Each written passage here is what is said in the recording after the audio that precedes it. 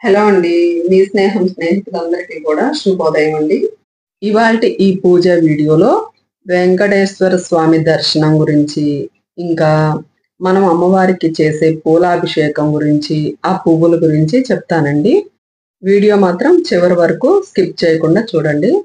చూడండి, ఈ పువ్వులన్నీ 4 డేస్ బ్యాక్ మనం తెప్పించాం కదా! ఆ పువ్వుల్లో కొన్ని మిగిలినాయి. ఆ పువ్వులు తర్వాత అవి తీసిన తర్వాత కవర్‌లో ఆ రేఖలు అలా ఉంటాయి. నేనైతే పువ్వులు తుంచి ఎప్పుడు చేయను. మనం ఎక్కువ పువ్వులు తెప్పిస్తాం గాబట్టి, మనం వాడుకున్న పువ్వులు పైన నుంచి వాడుకుంటుండంగా వాటి రేఖలు కొన్ని కొన్ని రాలుతూ ఉంటాయి కదండీ! అవి కవర్‌లో అడుగునుండిపోతే, వాటిలో ఉన్న పుల్ల, పీచు అన్నీ తీసేసి అలా నిర్మాల్యం బకెట్ అండి అది. స్వామివారికి వాడిన పువ్వులన్నీ ఆ బకెట్‌లో వేసి, చివరికి నదిలో కలిపేస్తామనమాట.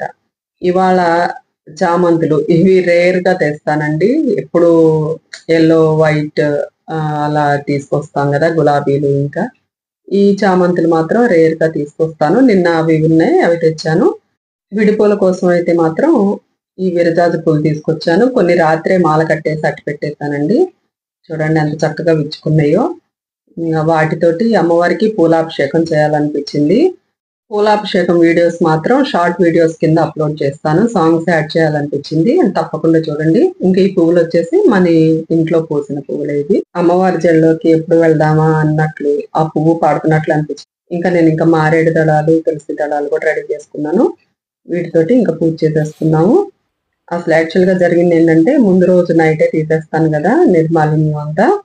నిన్న అసలు కుదరలేదండి. ఆదివారం గదా! ఫుల్ హెక్టిక్ అయిపోయింది అసలు వర్క్. అటు ఇటు తిరగటం బిజీ అయిపోయింది నిన్నంతా. కుదరలేదు. ఇంకా మార్నింగ్ హడావుడైపోయింది నా పని అసల. నిర్మాలిన్యం తీసేయటం, అవన్నీ సర్దుకోవటం. అది ముందు రోజే చేసి పెట్టుకుంటే మనకి ఉదయాన్నే పూజ చాలా ఈజీగా అయిపోతుంది. మనం ఇక ముందుగా విఘ్నేశ్వరుడికి సమర్పించి పువ్వులు ఏ పూజకైనా ముందు విఘ్నేశ్వరుడిని ఆరాధించాలి గదండీ!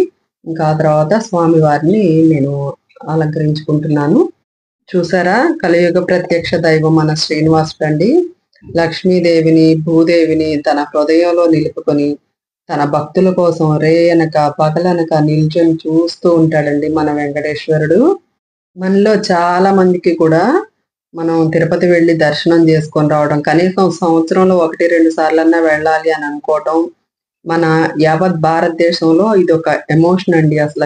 ఈ తిరుపతి వెళ్ళడం, దర్శనం చేసుకుంటాం అనేది. అది ప్రతి ఒక్కళ్ళకి కూడా చాలా ఆనందదాయకం నాకు తెలిసి. చూసారా? మన అలివేణికి నీల పూల వేణి పెట్టాను. ఎంత ముద్దుగా ఉందో అమ్మవారు. ఆయన దర్శనం కోసం తపించే వాళ్ళున్నారు. ఎందుకంత తపిస్తారు ఆయన దర్శనం కోసం అనంటే, అక్కడున్నది ఆషామాషి మామూలు విగ్రహం కాదండి. సాదా సీదా మానవ నిర్మితమైన విగ్రహం కాదది. విగ్రహము అనుకుంటే మనం పొరపాటు చేసినట్లే. అసలు నిజంగా విరాట్ స్వరూపం అండి. సాక్షాత్తు అక్కడ ఉన్నది. స్వామివారు నిజంగా అక్కడ కొలువై ఉన్నారు. అందుకే ఆయన దర్శనం చెయ్యాలని అందరూ అంత ఉవ్విళ్ళూరుతూ ఉంటారు. కానీ ఆయన దర్శనం చేయాలంటే మనం అనుకుంటే కుదురుతుందా? మనకి దర్శనం ఇవ్వాలని ఆయన అనుకోవాలండి.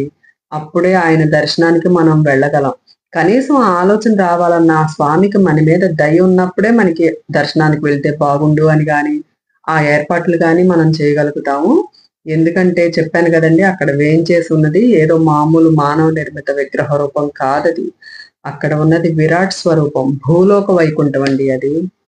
స్వామి వారిని దర్శనం చేసినంత మాత్రాన్ని ముక్తిని పొందే భాగ్యం ఎక్కడైనా కలుగుతుంది అంటే, అది ఖచ్చితంగా తిరుమల తిరుపతి దేవస్థానంలోనేనండి. ఆ కలియుగ దైవం, ప్రత్యక్ష దైవం శ్రీ వెంకటేశ్వరుడిని దర్శనం చేసుకున్నంత మాత్రం చేతనే కలుగుతుంది మనకి.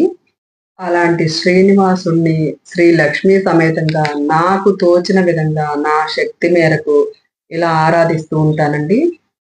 నాకు పూజలో చాలా చాలా ఇష్టమైంది అలంకరణేనండి. అలంకరణ చేసి అలా చూస్తూ ఉండడం చాలా ఇష్టం. ఎందుకు అంత అలంకరణ అంటే ఆయన అలంకార ప్రియుడు గదండీ! అందుకనే ఆయన్ని అలా అలంకరణలో చూడటం నాకు చాలా ఇష్టం. తిరుమల వెళ్లి స్వామివారిని దర్శనం చేసి, ఆ ప్రశాంతమైన వాతావరణంలో ఆ అనుభూతిని పొందితేనే గాని ఎవరికైనా చెప్పటం అలవి కాదు. మనలో చాలా మందికి ఆ అనుభూతి తెలుసు. ఎన్ని సార్లు చూసినా గాని కొత్తగానే ఉంటారు స్వామి. మరి మీరు ఎన్ని సార్లు వెంటనే దర్శనానికి వెళ్ళినా గాని, ఆ అనుభూతి కొత్తగానే ఉంటుంది తప్ప, ఆల్రెడీ చూసేసాం కదా అదే కదా అన్నట్లు ఉండదు. అంత ఆకర్షణ ఉంటుంది ఆయనలోను.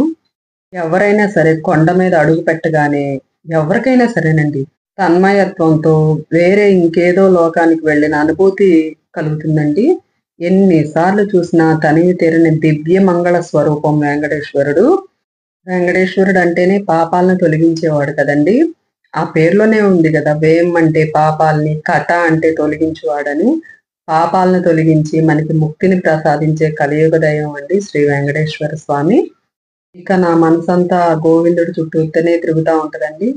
ఇంకా నాకు ప్రధాన దైవం కృష్ణ అవతారం అంటే చాలా ఇష్టం. ఏ అవతారంలో ఉన్నా గోవిందుడే కదండి. నాకు మాత్రం ఆ అవతారం మీద నా మనసు అలా నిలిచిపోవడం మూలన ప్రధాన దైవంగా నేను పూజా మందిరంలో కృష్ణయ్యని ఆరాధిస్తూ ఉంటాను. ఆ గోవిందుడిని ఎన్ని రూపాల్లో, ఎన్ని విధాలుగా మనం ఆరాధించినా ఇంకా మనసు వీళ్ళూరుతూనే ఉంటుంది. లక్ష్మీ నరసింహస్వామి మంగళగిరి ఆలయం ఉంది కదండి. ఎక్కువ విజిట్ చేస్తుంటాను నేను. నాకు చాలా ప్రశాంతంగా అనిపిస్తుంది. తర్వాత ద్వారకా, తిరుమల, తర్వాత తిరుపతి ఇట్లా ఏదైనా వైష్ణవ క్షేత్రాలకి ఎక్కువగా విజిట్ చేస్తుంటానండి. నాకు చాలా ఇష్టం. ఆరాధన అనేది ఇదిగో ఇలా రకరకాలుగా ఆయన్ని అలంకరించుకొని, అమ్మవారిని అలంకరించుకొని, అమ్మవారికి అభిషేకం చేసుకోవటం కూడా చాలా ఇష్టం. పూలాభిషేకం గానియండి, కుంకుమాభిషేకం గానియండి ఏదైనా గాని. ఇవాల్టి పూజ అయితే ఇదండి. ఇవాళ నైవేద్యంగా దానిమ్మ పండ్లయితే పెట్టానండి స్వామివారికను, అమ్మవారికి. అమ్మవారికి విడిగా ఎందుకు అంటే, అమ్మవారికి నేను పూలాభిషేకం చేసుకున్నానండి. చెప్పాను కదా షార్ట్ వీడియోస్ అప్లోడ్ చేస్తానండి మ్యూజిక్ యాడ్ చేసి. అందుకనే అవి ఈ వీడియోలో యాడ్ చేయలేదు. అదండి ఇవాల్టి విశేషాలు. ఎలా ఉందండి? మీకు నచ్చిందా? వెంకటేశ్వర స్వామి గురించి చెప్పిన విశేషాలు గాని, మీలో కూడా అందరూ ఇలాగే అనుభూతి చెందుతారా తిరుపతి వెళ్ళినట్లు? తప్పకుండా నాకు తెలియజేయండి. నేను మరొక మంచి వీడియోతో మళ్ళీ మీ ముందుకొస్తానండి. Until then keep watching. Thank you all. Bye by.